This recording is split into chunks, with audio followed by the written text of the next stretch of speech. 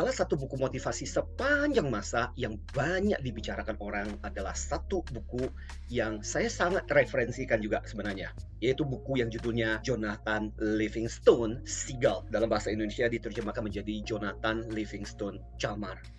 Buku ini ditulis oleh Richard Bach, dan buku ini sendiri buku yang cukup menarik, termasuk salah satu buku klasik tentang motivasi dan pengembangan diri. Di dalam buku ini ada gambar-gambar yang menarik, plus dengan ilustrasi seperti ini tentang camar, yaitu foto yang dibuat oleh Russell Munson. Buku ini terbit tahun 1970. Berselang beberapa tahun, buku ini mendapatkan referensi yang luar biasa dan saat ini termasuk salah satu buku motivasi pengembangan diri yang banyak dibaca di seluruh dunia. Bahkan dikatakan jutaan kopi buku ini telah terjual. Bahkan buku ini sempat dibikin menjadi sebuah film.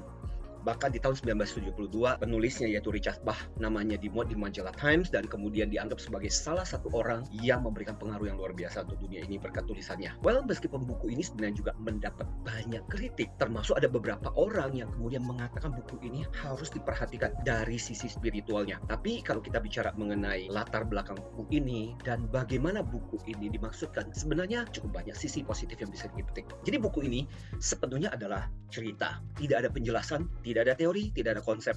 Isinya cerita tentang seekor camar namanya Jonathan Livingstone yang merasa tidak puas dengan cara kebanyakan camar-camar mencari makan, yaitu di dekat pelabuhan, di dekat pantai, sehingga dapat ikan-ikan yang gak enak. Akhirnya si camar ini berlatih dan memutuskan untuk terbang lebih jauh ke laut dan mencari makan dengan caranya. Dan dia berlatih bagaimana caranya terbang lebih cepat sehingga bisa mengambil ikan-ikan yang ada di laut. Hingga akhirnya kemudian dari kecepatan 20 km per jam sampai dia bisa mencapai sekitar 45 km per jam. Sebuah peningkatan yang luar biasa. Masalahnya adalah banyak camar lain yang tidak setuju dengan caranya. Hingga akhirnya dia dianggap memprovokasi. Kemudian Jonathan Livingstone diusir dari klannya, dari kelompoknya. Akhirnya dengan sedih, Jonathan Livingstone harus terbang mencari makan sendirian. Dan di dalam pencarian itu, dia bertemu dengan beberapa camar yang juga punya keinginan atau kemampuan seperti dirinya. Termasuk salah satunya adalah bagaimana mencari cara terbang lebih cepat. Dan dari situlah Jonathan Livingstone bertemu juga dengan seorang pelatih pengajar yang lebih bijaksana namanya Chiang, untuk melatih bagaimana camar-camar bisa terbang lebih cepat dan akhirnya bisa mendapatkan makanan yang jauh lebih enak berupa ikan-ikan yang ada di laut. Singkat kata, setelah Jonathan Livingstone menjadi seekor camar dengan kemampuan yang luar biasa, dia pun kangen dan akhirnya kemudian dia kembali ke klannya dulu. Dan diceritakan bagaimana klannya akhirnya bisa menerima Jonathan Livingstone.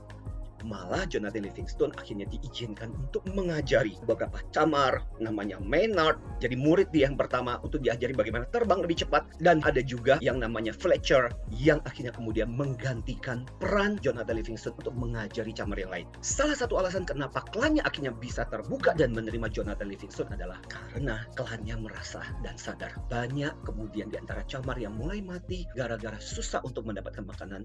Dan akhirnya kemudian mereka sadar bahwa cara-cara yang mereka pakai untuk mencari makan sekarang nggak efektif, sehingga justru cara yang dipakai oleh Jonathan Livingstone itulah yang bisa menyelamatkan mereka. Singkat kata, singkat cerita, akhirnya Jonathan Livingstone malah dianggap pahlawan. Kalau kita perhatikan dari kisah ini, ada 5 pembelajaran penting yang bisa kita petik dari buku ini. Yang pertama adalah tentang passion. Apa sih yang menjadi passion kita? Apa sih yang sesuatu yang kita inginkan?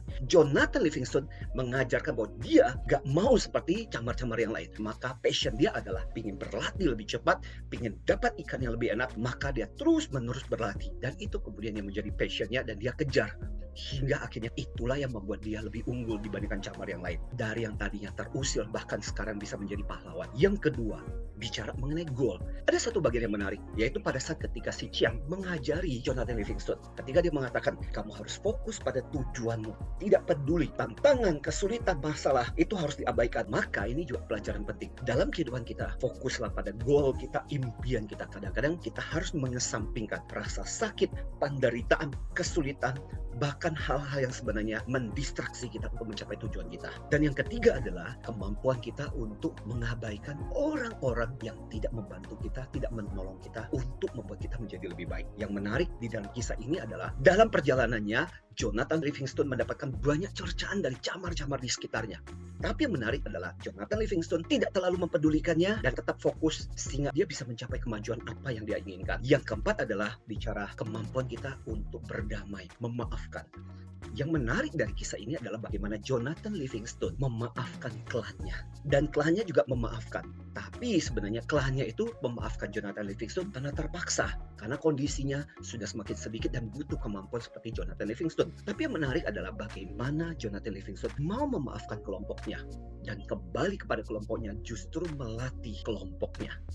Kadang-kadang dalam kehidupan kita harus memaafkan orang-orang yang mungkin menyakiti kita, menghina kita, membuat kita merasa terlecehkan atau membuli kita. Tapi kan gara-gara justru karena diusir itulah Jonathan Livingstone bisa mengakhiri kemampuan terbangnya dan ketemu Chiang.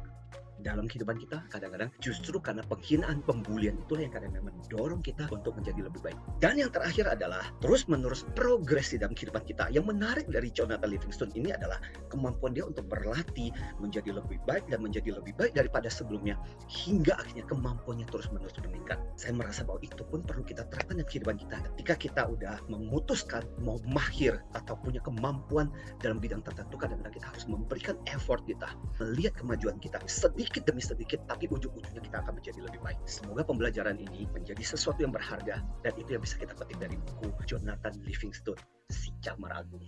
Dari saya, Anthony Dio Martin. Salam antusias.